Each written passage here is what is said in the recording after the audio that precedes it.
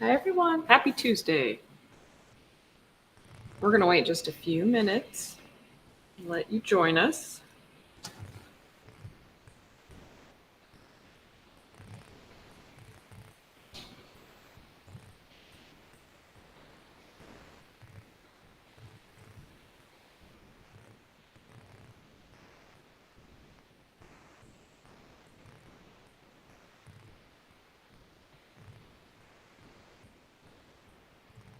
We got a few hopping on. If you're joining, say hi. Tell us where you're watching from.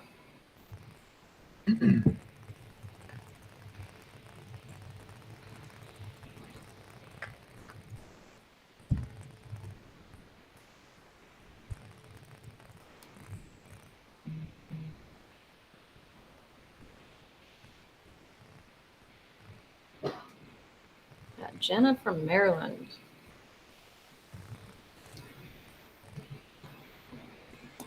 Hey, Mandy.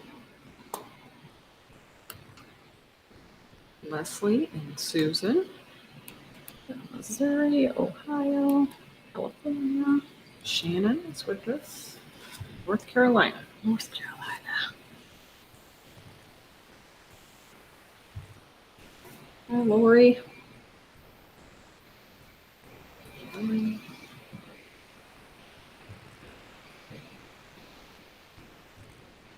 Donna.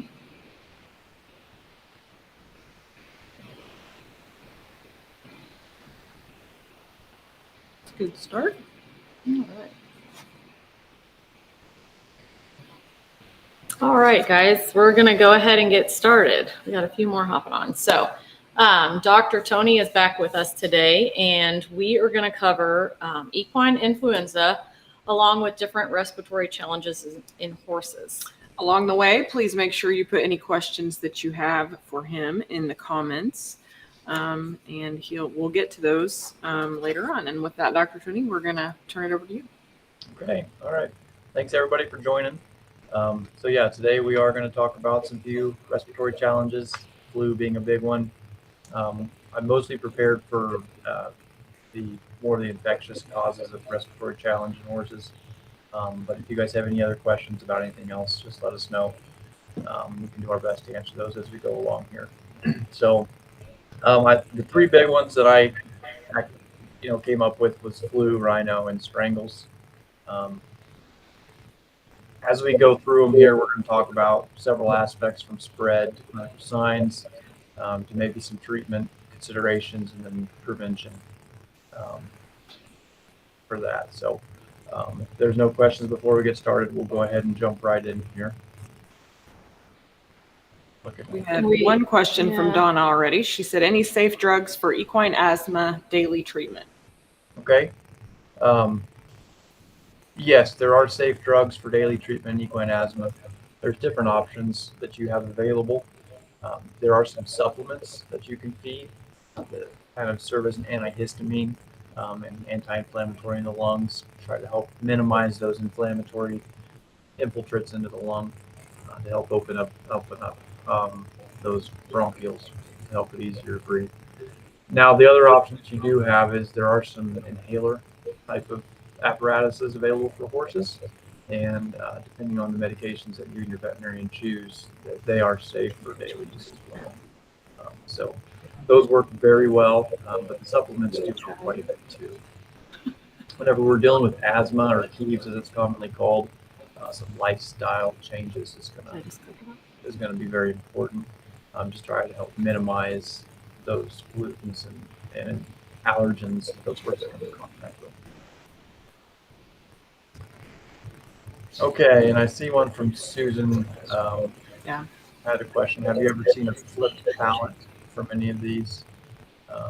No, I guess I haven't, Susan. So we'll jump right in here.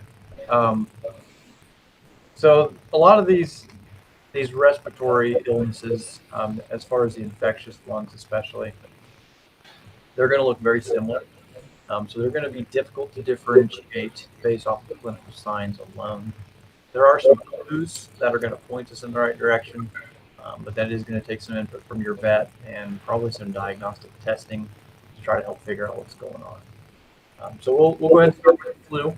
It's caused by an influenza virus. The most common strain that affects horses is actually H3N8, and that one is not thought to be zoonotic, which means that it cannot spread to people. Is the current consensus on that. Um, it is spread horse to horse through contact with infectious nasal secretions. So the most common, I guess, or what we typically think of is through obviously direct contact with an infected horse, but also coughing is a very common cause of spread. And then contact with what we call fomites, and those are any inanimate objects, feed buckets, brushes, tack, your clothing and hands that do have those nasal secretions on it. So that's a very, very important route of spread as well. Okay.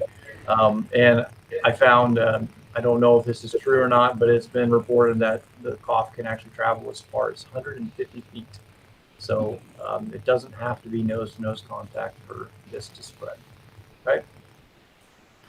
Just like in respiratory diseases in people, there is a greater incidence in the colder months. And that would be for several reasons. Drier air typically, decreased immune function in the lungs from the cold air. So, but we do see it more frequently in cold months. After horses become infected, they can shed for up to 14 days. Okay, and similar to people, there are a number of horses that become infected, don't show any symptoms, and they're called asymptomatic shedders. So you can see there, it's very important to protect our horses against this, provide some of these preventative strategies we're going to talk about, try to help keep them from getting infected, because we may not always know when or if they're going to be exposed, okay, especially if they have access to horses outside the area. Okay, it's a short course of infection. After they're exposed, it's only a 1 to 3 day incubation time. So pretty quick time frame from infection to disease. Okay, clinical signs. The most important clinical sign with the flu is going to be a cough. That's pretty classic that every case of the flu has a cough. I'm not going to say every case, but that's a very important clinical sign to look for with the flu. That you can get fever, nasal discharge, lethargy, loss of appetite. You know, all of the non-specific symptoms that you can see from any kind of disease.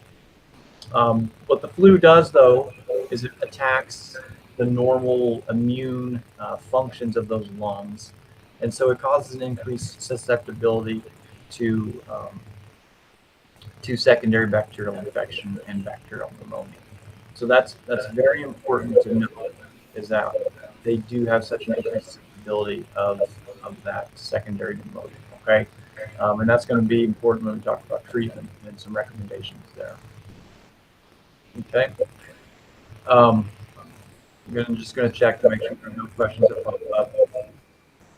Okay. So we're going to go ahead and jump to treatment here. And it's going to be the same for really any disease here that we talk about. Most important is going to be rest and supportive care. And that's going to differ a little bit between horse and case to case as far as what that supportive care means. But rest is very important. We don't want to exercise those horses, stress them out, rattle with them, etc., when they have these illnesses, right? Because that just makes things worse. The most common recommendation from the experts is to provide 1 week of rest for every day of fever when the flu virus is involved. So again, that's every day that the horse has a fever. They need 1 week of consecutive rest, even if they start feeling better before that rest period is over. Now, if you start to get to a fever where you need to treat it, or you start to get some of these secondary bacterial pneumonias, you do need to work with your veterinarian to give other medications, non-steroidal anti-inflammatories, antibiotics, etc. Okay. And then prevention-wise, we'll talk about vaccination, and vaccination is very important. But it's many of the same things that we do to protect ourselves. Cleanliness, disinfect, tack, and buckets, and anything your horse could really come in contact with. Okay, so cleaning is very important. when you're caring for animals, if you've got sick animals on the premises, you really need to care for the healthy ones first, and then go take care of the sick ones last. And that's so you don't pick up the infectious materials and take it to your healthy horses. Okay, quarantining. Any new arrivals, they need to be quarantined for 2 weeks away from your resident horses. If you take your horse somewhere else and then come back home, quarantine that horse away from your other horses at home for 2 weeks. So just do your best if there's a possibility for exposure, because again, we can't have asymptomatic shedders. Make sure you do that quarantine period. But now we're going to come back to vaccination. That's a very important plays a very important role in prevention of disease. Obviously, we're trying to stimulate that animal's immune system to have some protection against that disease, so that if they do get exposed, either one, it's not as serious, or two, hopefully we actually prevent the disease from taking hold. And I did see a vaccine question pop up here, whether it's recommended to be once or twice a year, and that really comes down to a few things: the immune status of the horse and the risk of exposure. So any horse that has high risk of exposure, I recommend twice a year vaccination every 6 months. Or a horse that has a risk of exposure, it may not be considered high, but they may have questionable immune status, then they would benefit from twice a year vaccination as well. So young horses, older horses would benefit from that. Any horse that travels frequently, has exposure to animals off premises frequently, or if you're just part of a barn where there's new arrivals coming in and out, lots of different people coming in and out, your horses would probably benefit from twice a year vaccination. So yeah, that's kind of covers everything for the flu. And again, we're gonna move on to the rhinovirus here, but a lot of the things are going to be similar between these two diseases. Okay. So again, the rhinovirus, it is caused by a couple of different possible viruses. It's EHV1 and or EHV4. That stands for equine herpes virus, and there's a couple of different strains, 1 and 4. The EHV can cause some other conditions in horses, neurological disease, reproductive disease. That's going to be kind of outside of our topic today, but it does not just cause respiratory disease. There's lots of different strains, and these different strains are responsible for different diseases, and even the same strains can affect different horses differently. Okay. But we're going to focus in on the respiratory side of things today. So again, it's spread by the respiratory route. Think of a cold virus, flu virus in people, coughing, nasal secretions, getting your hands, getting your equipment contaminated and spreading it between horses. Okay. So again, like we talked about the flu, cough, direct nose-to-nose contact, contaminated water buckets, contaminated brushes, anything that can carry those nasal secretions. But it does have to be spread within like the nasal passages and mucous membranes. Okay. Now, a little bit of, I guess, science for you guys, because it is important. So the herpes viruses as a class, they're very unique because they cause what we call latent infection. So what that means is that if a horse is infected with an EHV virus, that virus, even if it's not actively causing infection, it lives in the body pretty well permanently.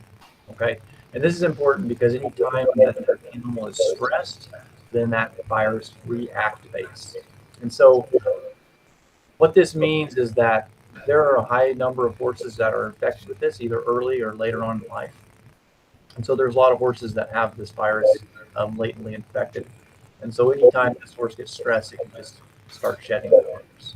And so that's why we can have some outbreaks of the rhinovirus within a closed herd. It doesn't have to be new animals or new introductions that are going to be bringing this virus in. So quarantining really doesn't work as well for this virus to control.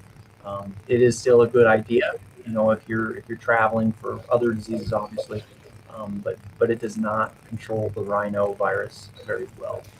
Okay, but that is important, and that's a big reason why the rhino is endemic in many places and many farms, is because it is that cause that latent infection. We're going to take a break here. I think there were some questions that popped up. Mm-hmm. Jenna had asked, I have a horse that does not have a fever but has started coughing when working hard. Some white, clear nasal discharge from both nostrils. Any recommendations? Okay, Jenna, that sounds to me like it could be maybe more of a Heaves condition than an infectious condition, or allergy related. Sometimes exercise can exacerbate those signs that you're seeing. Um, so I'd visit with your veterinarian about that. If he or she is kind of leaning down that path, and we can talk about some of those allergy supplements we mentioned early on. Like Heave Ho would be an example, and there's a lot, but Heave Ho is just one that comes to mind. You could feed that daily. You could talk about some inhaler options. So yeah, I'd recommend you reach out to your veterinarian first, but that's what it sounds like to me. Jeff mentioned that he has a 1-year-old filly who came from a kill pen. She has a dry cough, but she does not trust people. I'm not sure if he's asking for recommendations on what or how. Yeah, we'll probably move on from that question. Okay. Okay.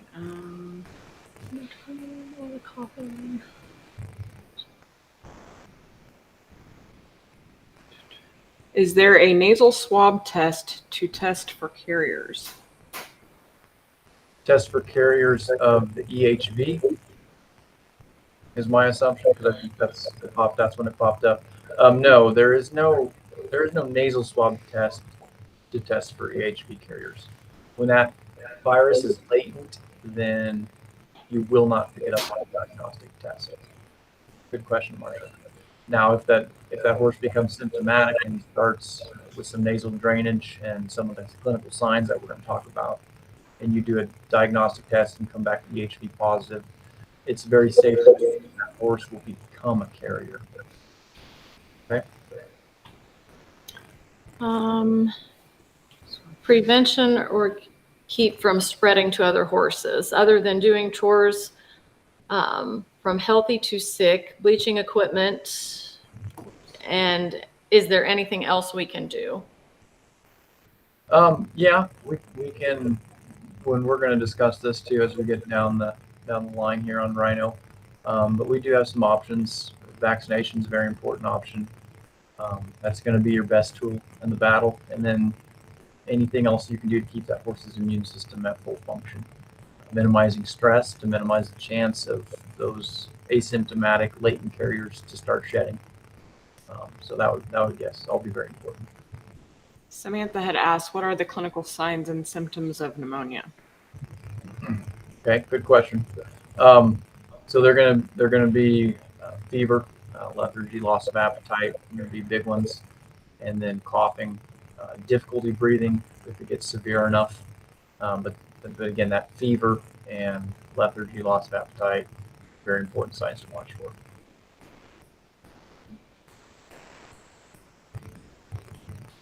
Right. So again, back to rhinovirus. Clinical signs are going to mimic many of the other respiratory diseases we have: nasal drainage, cough, fever, lethargy, anorexia. So you guys are beginning to see the importance of getting your veterinarian involved in diagnostic testing, because we're not going to be able to differentiate based off the clinical signs between these diseases.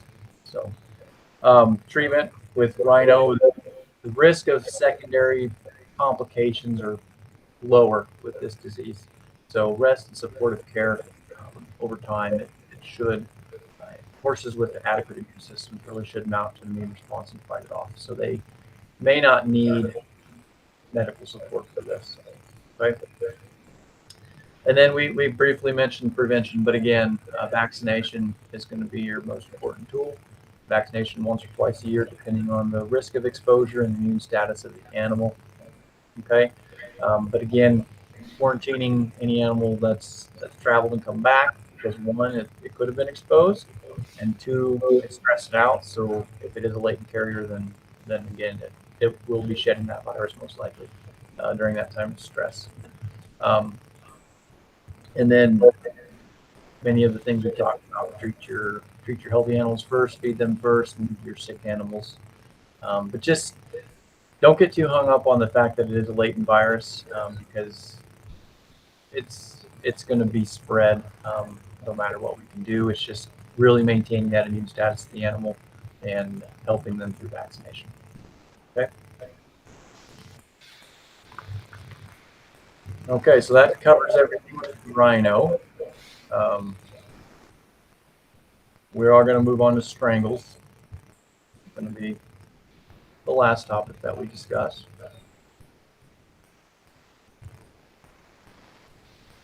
Lisa asked, what if your horse has a reaction to the rhino vaccine? Yeah, that's a good question. Vaccine reactions are common, and they're to a certain degree expected. So you can think about switching to a different brand.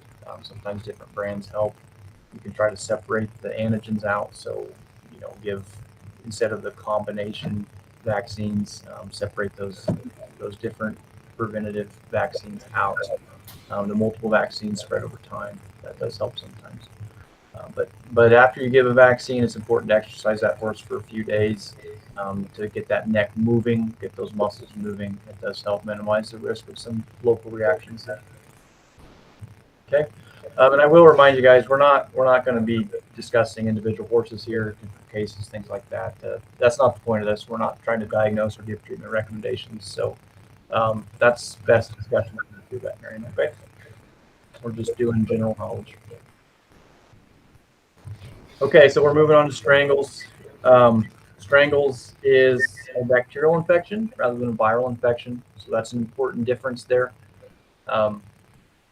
It's caused by a bacteria called Streptococcus equi. Okay, it's a fairly common bacteria in horses, but it is one that's spread pretty easily. It's spread through mucous membranes again, so inhalation, ingestion through those soft mucous membranes in the nose and the mouth. In the eyes. It's horse-to-horse contact again, contaminated buckets, contaminated water, all of the same routes that we've been discussing. Those horses can pick that up. Okay. Again, some horses carry strangles, and they can be asymptomatic shedders. And so you may not know that horse is shedding. You may not know that your horse has been exposed. Okay. And then again, horses can be contagious for up to 6 weeks after they've been infected. Okay. It's a little bit longer of an incubation period, up to about a week, so not quite as short as the flu, but it does happen fairly quickly after exposure. And the clinical signs here, again, are lethargy, anorexia. You can have some nasal drainage, fever. Coughing is not as common, but pretty classically with strangles, you will get that swelling, kind of right here in these areas on both sides. That's a pretty classic clinical sign with strangles. And that's abscess of the lymph nodes there is what causes that. That typically happens about a week after infection is when those lymph nodes swell up, and that's typically, every horse is different. But they can actually enlarge to a point, this is why it's called strangles, where it is difficult for the horse to breathe or swallow. So they can get very big. Okay. Treatment, rest, and supportive care are going to be the big things again. You may have to, if your veterinarian lances the abscesses, you may have to flush them, maybe do some hot packs to help them drain. Now, this is up to you and your veterinarian, but the consensus right now is that antibiotic treatment is controversial, and it seems counterintuitive, but the reason being is that bacterial or treatment with antibiotics, sometimes it can cause the horse to have a different post-infective response. Okay, so they don't develop as robust of an immune response against the organism, and therefore they're prone to reinfection. Okay, whereas a horse that clears the infection naturally, it has a much more robust immune response, and it's protected against disease for a period of time. Okay, so again, that's up to you, your veterinarian. Defer to your veterinarian expertise on that topic. But just so you know, it is kind of controversial whether or not to treat. And general consensus is we don't just jump to antibiotic treatment if the horse is doing okay otherwise. Now, the prevention, quarantining is pretty valuable with this one. So we can quarantine these new arrivals and even maybe draw some nasal swabs, nasal samples from them, see if they're shedding any bacteria. Take temperatures periodically, once or twice a day, to see if they're developing a fever. So quarantining for 2 weeks is important with this one. Now, if you do have an infection, just with the ease of spread, they don't recommend that you bring animals on and off that property until this infection has run its course and everybody's through. Okay, so we don't want to obviously be introducing horses on or off that property to continue to spread that disease. Okay. We will talk about vaccination too. This is okay. I see a couple. There's a question. How far away from the horses for quarantine? So this one's not going to spread as far as like flu or rhino. Okay, so there is going to be some travel with coughing potentially, but it's not as big of a player in the spread. So you really want to avoid contact. If you as much distance as you can get is awesome, but just do your best to prevent that nose-to-nose contact. Get as much distance between them as you can. Okay. Now there are strangles vaccines. They are effective. They do work, but there are some considerations, and I don't know if this is discussed as often as it should be. But strangles vaccines, they do have a correlation with some adverse effects, namely purpura hemorrhagica is what it's called. So if you've never heard of this, you might want to discuss with your veterinarian before vaccinating for strangles. But the vaccines are associated with a higher risk of this adverse effect. Okay, so there are things we're going to discuss before you decide to vaccinate.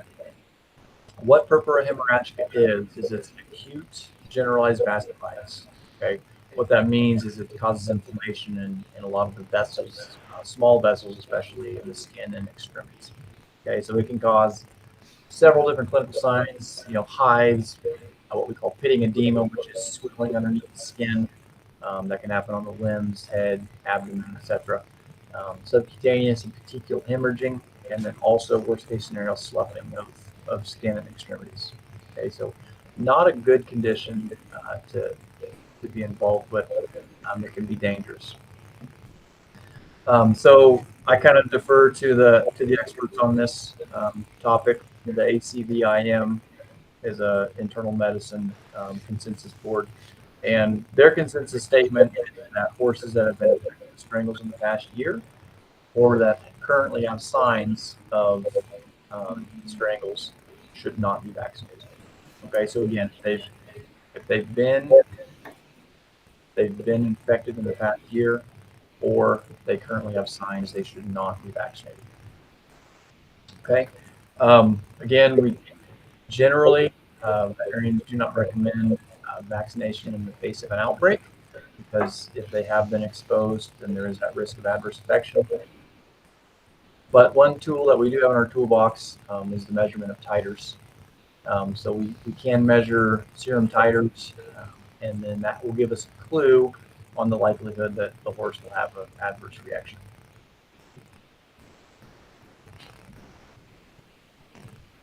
Okay, good question, Tracy. Tracy asks, how long do some of these bacteria and viruses live outside the horse's body? How long do they live on surfaces for cleaning and decontaminating? So viruses are a little more sensitive, but they can live for, most viruses can live for several days, depending on the level of UV radiation that they get. So again, is a good guess on those. Bacteria can be a lot more hardy. Bacteria can live for several weeks on surfaces. So cleaning those inanimate hard surfaces is very important. So there's different vaccines available. We've got the intramuscular vaccine. It's a killed vaccine called Strepvax. And the general consensus is this vaccine is associated with a slightly higher risk of adverse effects. Okay. There is also a intranasal vaccine. It's a modified live vaccine called Pinnacle. This vaccine, it's a good vaccine. It may cause some transient upper respiratory symptoms, runny nose, things like that you expect from a little cold. But the other thing to know with this vaccine is that if it gets injected, it will cause an abscess. So even if it just contaminates your fingers with a needle and you're getting other vaccinations or injections at the same time, if it gets injected, it most likely will cause an abscess. So don't give this vaccine at the same time that you're giving other injections. If you have to, then give this one last. Give all your other injections first, and then give this intranasal vaccine last, so you don't run the risk of any contamination.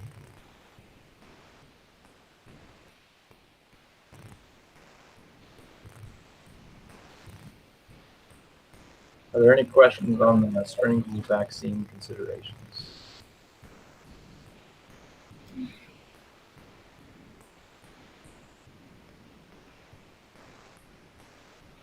I do see a question popped up here from Donna.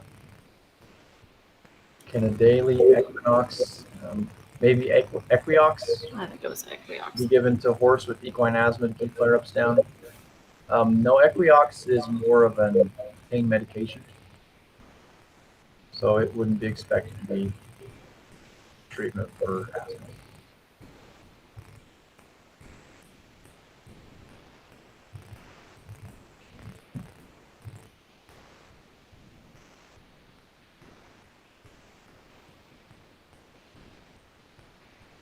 Well, I hope that helped. If you guys have any other questions, feel free to put them in the comment box there. We're not going to talk too in depth about HEVs today. We're going to focus on infectious diseases. So, if there's any questions about those.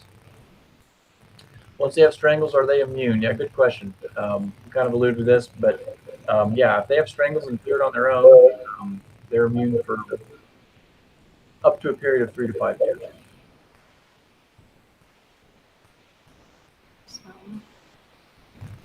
Is there any evidence that you're aware of that shows any reason to stop serial revaccination of horses after a certain period of years? Against strangles, Karen?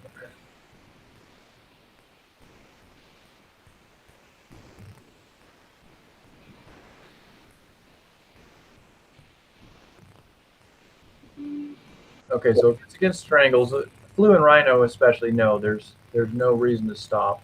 Yes. Okay, so strangles. Flu and rhino, yes, absolutely vaccinate every year or twice a year for your horses, depending on their risk. And regarding strangles, unless your horse has been infected or exposed, then no, I know of no evidence to stop annual vaccination. Donna had asked if there are any daily prescription medications for equine asthma. No, there are not, outside of the asthma, or I'm sorry, the inhaler type of medications. And then for horses with adverse reactions to vaccines, how far apart should they be given individually? About a week. At least a week. I think that's all the questions. Good questions.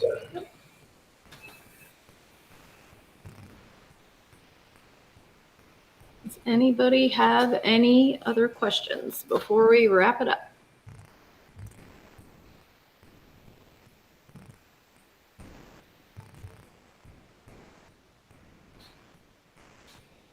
Okay, well, thanks everybody for joining today. Thank you, Tony. Thanks, Dr. Tony. Just a few announcements before we let you guys go.